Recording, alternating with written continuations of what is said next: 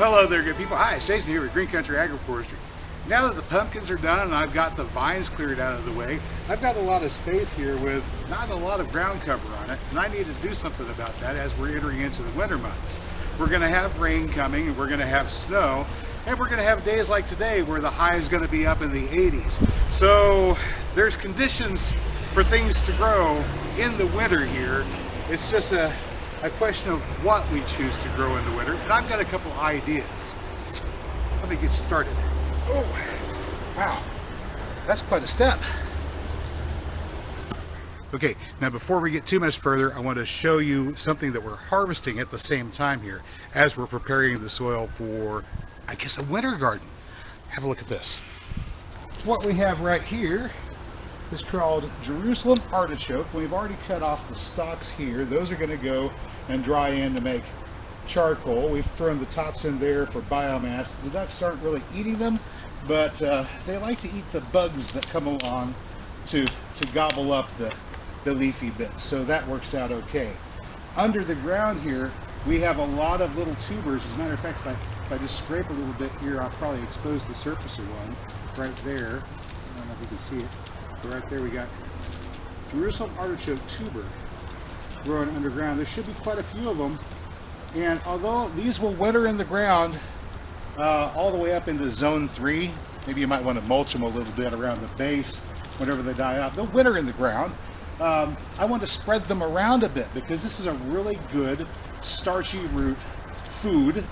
Maybe it's not something that you want to eat, but perhaps you're growing livestock and you want to be able to feed your pigs during the winter. Well, pigs love to root, and sunchoke roots would be great for fattening them up on if you wanted to grow a plot of sunchokes in an area for your hogs to have their winter forage in.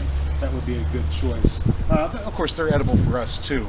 But this year we're just going to dig them up and spread them around so we can have more of them. Let's go ahead and get that done real quick. Okay, let's have a look here. Jerusalem artichokes, Helianthus tuberosa, also called sunchokes.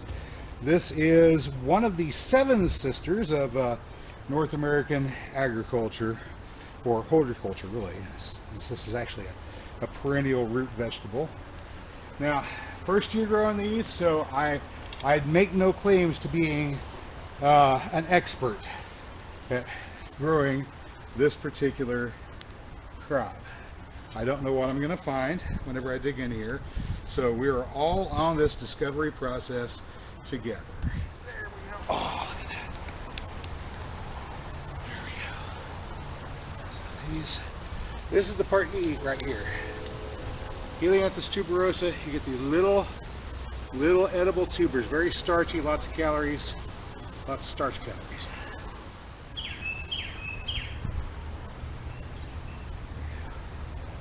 You guys can see, you guys are going to see this before I do. I'm just looking to see if I see any tubers in the ground there. Root, tuber. Okay, I think that's it. Alright, let's have a look. Okay. Knock that. Oof. Trying to knock that dirt off. Let's see what we got from this cluster. Oh, they're falling apart on me. Let's grab them before they get lost.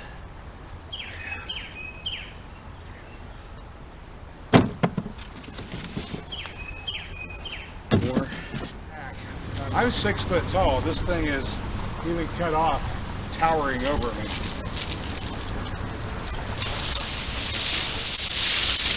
Bring that down there.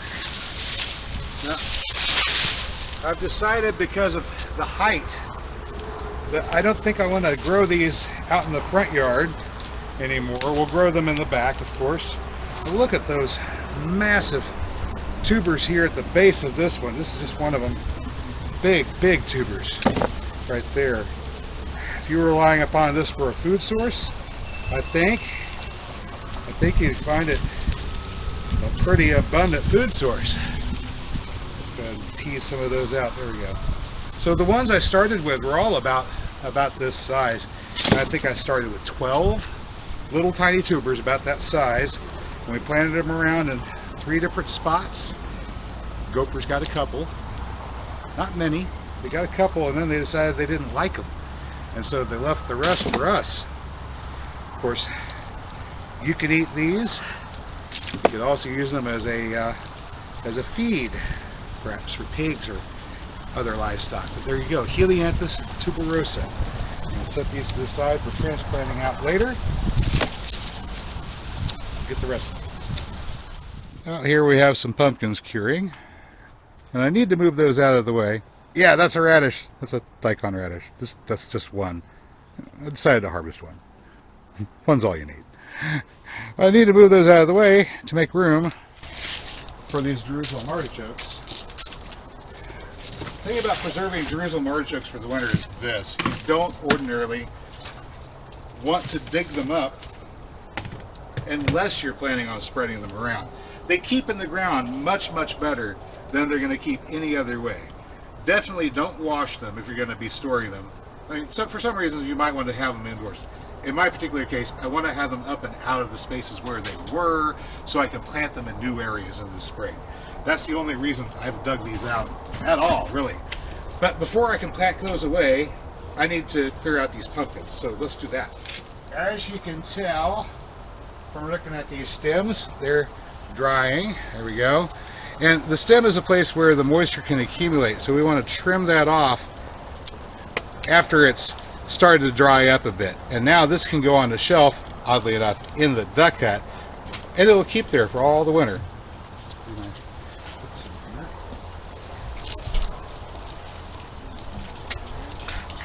Oh, hi. Hi. Thank you. You're welcome. All right. I'm gonna drink all of it. Gonna go around looking for All right. dark stuff. Have fun. All right, so we're going to get these trimmed up and moved out of the way, and then we'll take care of the Jerusalem artichokes.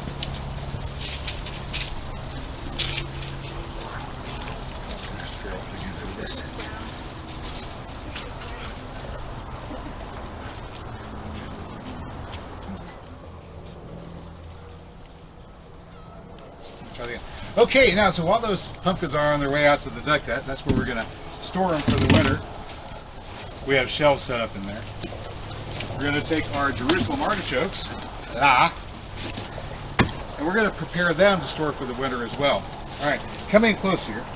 All right, so there's our artichokes right there. All right, see those? All right, and they have soil on them, and we don't want to take the soil off. If we wash them, if we get extra moisture on there, they just won't keep very well. And ordinarily, we would just leave these in the ground, and they'll stay in the ground just fine all the way until it's time for us to dig them up, harvest them, prepare them, and eat them. But since we're going to be holding on to these until closer to spring and spreading them to the other locations, we want to give them a medium that's somewhat like the soil in the ground, retaining moisture and keeping them insulated from the cold. And to do that, we're going to take another tote and we're going to grab a little bit of peat moss. And we have some of this peat moss set aside for packing away our canna lily roots and stuff like that. But we can use some of this for the Helianthus tuberosa as well.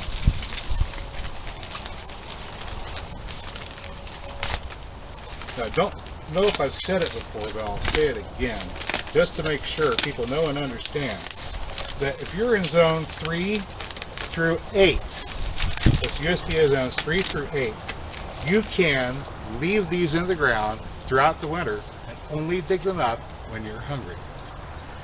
And the only reason we're doing this is because I don't want them where they were growing, and I do want to spread them to other locations later on. The place where I will be planting them, it's not ready to be planted in just yet. By spring it will be. So we're just going to toss some peat moss down there on the bottom.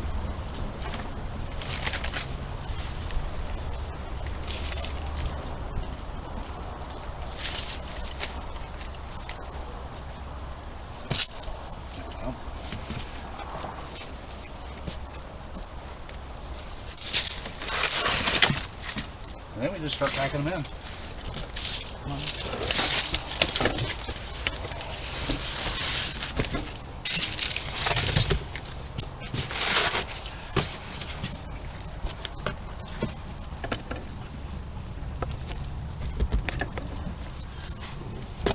And we'll just put a layer of these in, close and tight together.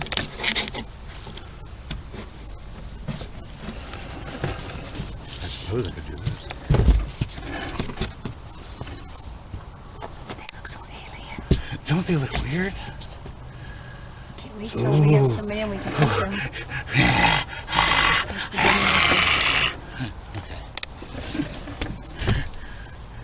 Sometimes they just form these wild clumps, and each one of these is an individual separate tuber, but just the way they grew all clustered together, since we have kind of clay soil in the front, it squished them.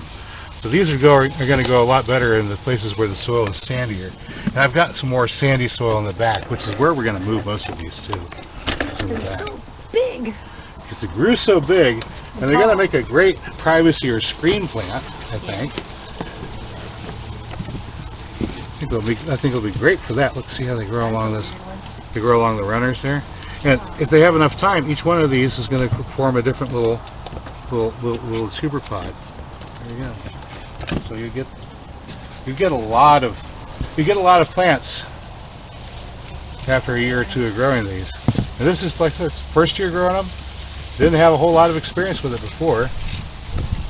And I really kind of want to have the experience of eating these too, because they are an old traditional tribal food that I haven't had yet.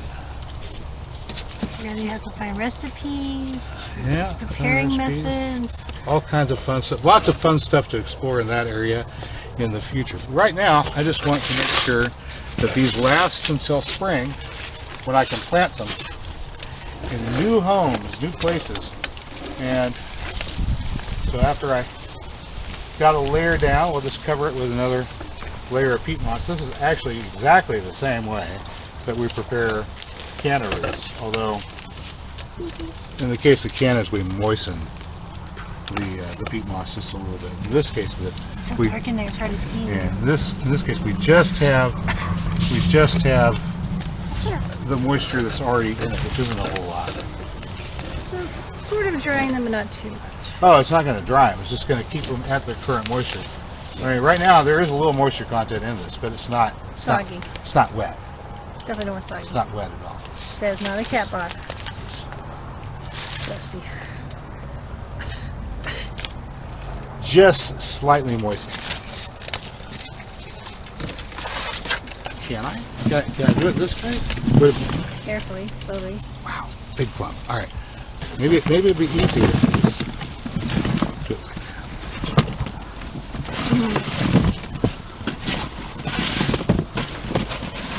Here's look, we're gonna start growing. I'm just using dark totes this year.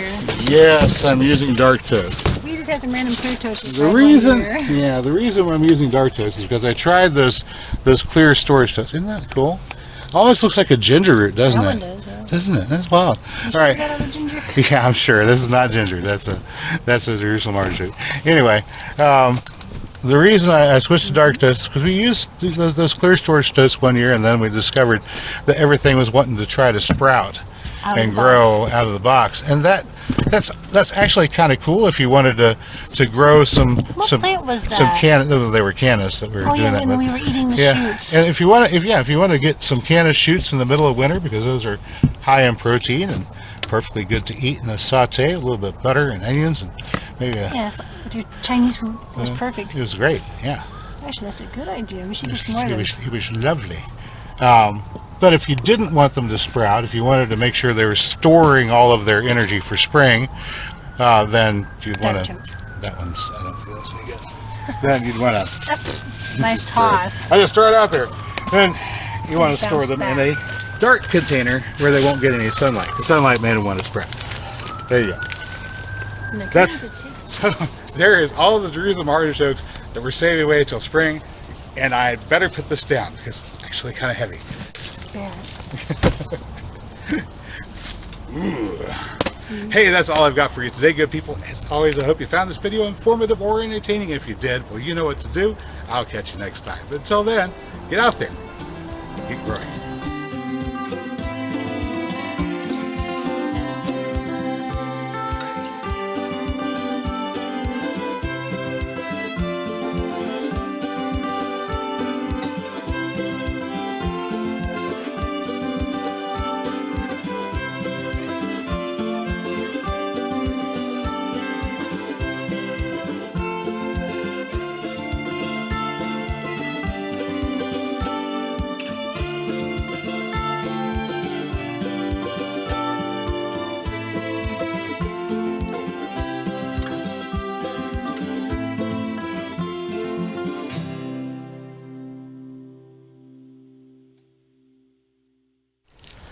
Flavoring for your pumpkin soup.